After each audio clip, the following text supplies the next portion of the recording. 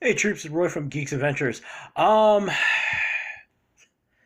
one of the um, good lord, what did I turn this year? 69, 52. I turned 52 this year.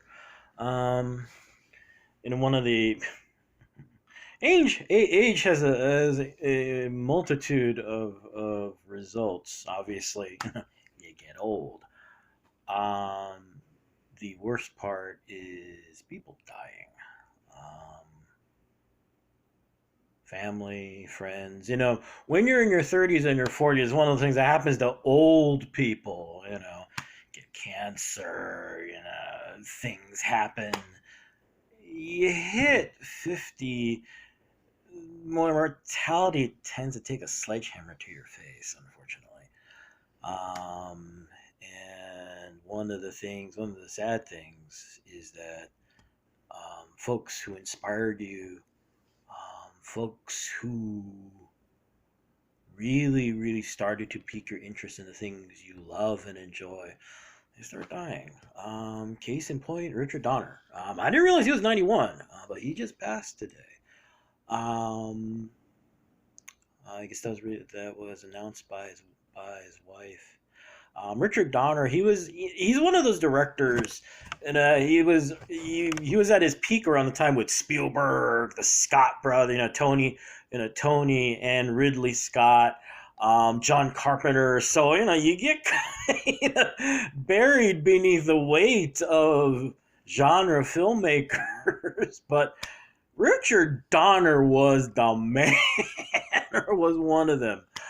The list of films. I mean, I enjoy Donner's work, but you forget how much of the stuff he did during the time when his creativity just bam, bam, bam, bam. Maverick, the remake, the reimagining with Mel Gibson and Jodie Foster. Wonderful, fun, just a joyous cowboy film. Great, great, great stuff. Lady Hawk. Before this came at that time where unfortunately fantasy films, the effects budgets at the time unfortunately caused fantasy films to kind of run into issues. So they're some of them are still remembered fondly, like Conan the Barbarian. Some of them you just laugh at because they were so bad, like Sword and the Sorcerer. Lady Hawk was one of those that managed to do okay. A wonderful film with Rutger Hauer and Michelle Pfeiffer and Matthew Broderick. Beautiful stuff. Side note, I guess Kurt Russell was actually going to play Rutger Hauer's role as Captain of the Guard Etienne Navarre, and instead Rutger, I forget, I think it was kind of one of those, and then Rutger's agent going, "Dude, you want to do this thing?" He's like, "Yeah, sure, it's a check, why not?" And Overtime Films become one of those, fantasy pieces that's still freaking awesome. Okay, I got a confession to make. I've actually never watched the Goonies top to bottom. Um, don't throw stuff at your device of choice, okay? Sorry, I haven't seen the Goonies, but I know tons of people who I have. Tons of people remember it lovingly, yada, yada, yada. I just know the short round was in it, and so was Josh Brolin. That's all I remember, all right? And you're going, hey, weren't those, there are two movies? Of course, there were one movie, actually two movie series, but one that he directed all the films for, and one which he directed one in, well, the second one, eh. Two, I think, though, also the works that he's remembered most for. The first, of course, is Lethal Weapon.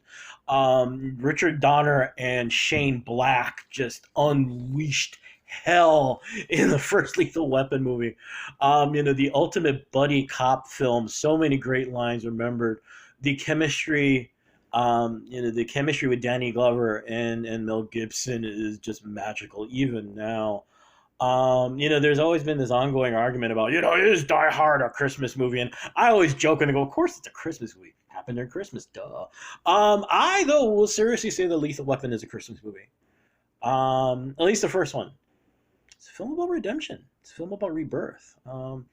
the hell that Martin Riggs has been going through since his wife's death, and as we find out in the second movie, maybe it wasn't an accident. But anyway, seeing him come to terms with that, and trying to convince Murtaugh, Danny Glover's character, that okay, he unquestionably, obviously has a severe issues to try and resolve,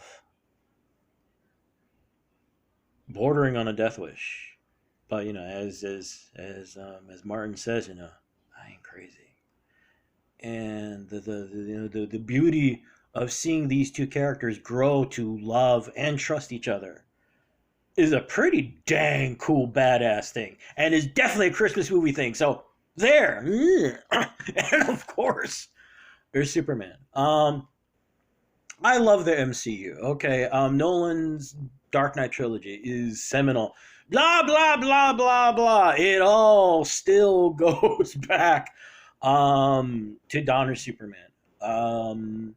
Is the film perfect? No. There's lots of griping, etc., etc., etc. But what it created, the standard that it established, the fact that as time has passed, Brandon Routh, Dean Cain, Henry Cavill, all of these characters have done wonderful takes as Superman, have added their own polish and their own their own layers to the character. Christopher Reeve is still the man, or at least Christopher Reeve, he's the one that everything is built upon, and it's a beautiful, magnificent thing. As time has passed, unfortunately, you hear all the behind the scenes stories, and dang, things were ugly. The fact that Gene Hackman was like, what the hell? The really bad stories about the second film that I guess they filmed concurrently with the first Superman, and bad things happened. So I guess Richard Donner came this close to saying, I do not want my name attached to that second dang movie. All sorts of insanity. But the first one is still just like the piece. One of the most beautiful scenes, and one of the scenes that is still iconic in film period for me, and hearing the stories behind it, is that first time Clark flies when he's in the Fortress of Solitude. You see him in the suit the first time, big S and all of that junk, and he flies. And the thing to remember, this is This is not just pre CGI. That wire work, blah blah blah. Here's the thing: you read the stories of behind the scenes. It's not like they went to Hong Kong and went, "Yo, any of Jackie Chan's crew or somebody can come over to give us a hand with this." They're starting from scratch, so they're learning. The tagline for the film was, you'll finally believe that a man can fly. While they were filming, they weren't sure if they could make him fly or not. All this wire work, all this stuff, they're reinventing the wheel, basically, on how to get this junk to work. Sort of, kind of, mostly. And I guess literally when they filmed Christopher Reeve doing that, there are a lot. I would say there would be parallels with Spielberg dealing with all the insanity of Jaws, where every minute you're going, is this going to work? Is this going to work? Is this going to work? And when they had the take, and he does that leap, and he does the bank, it was perfect. And I guess apparently, if memory serves, even the guys doing the wire work, they're like, how is he doing that bank thing? We're just making him turn. They're all like, don't care, keep rolling, keep rolling, keep rolling. And it was magical. It was beautiful.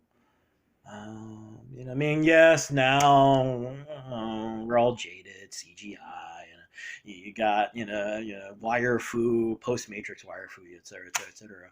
But back then, and actually even now, it's still just wow.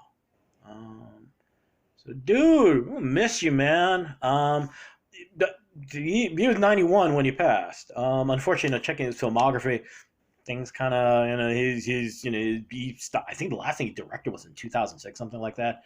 But he still got a toe in the MCU, because apparently he was an executive producer for the X-Men, the first movie, and X-Men Origins Wolverine. So even now, man, he was still in there. So dude, we gonna miss you, man. But bless your heart, thank you for creating so much work. Um, for influencing, and then that is actually the best part about best part, is moments like this. The dedications, the remembrances, the thank yous from so many people. 5 bajillion people like me all going, "I miss you, man. Thank you." And we are gonna miss you. So, dude, peace. Thank you. Y'all take care. Have a good rest of the week.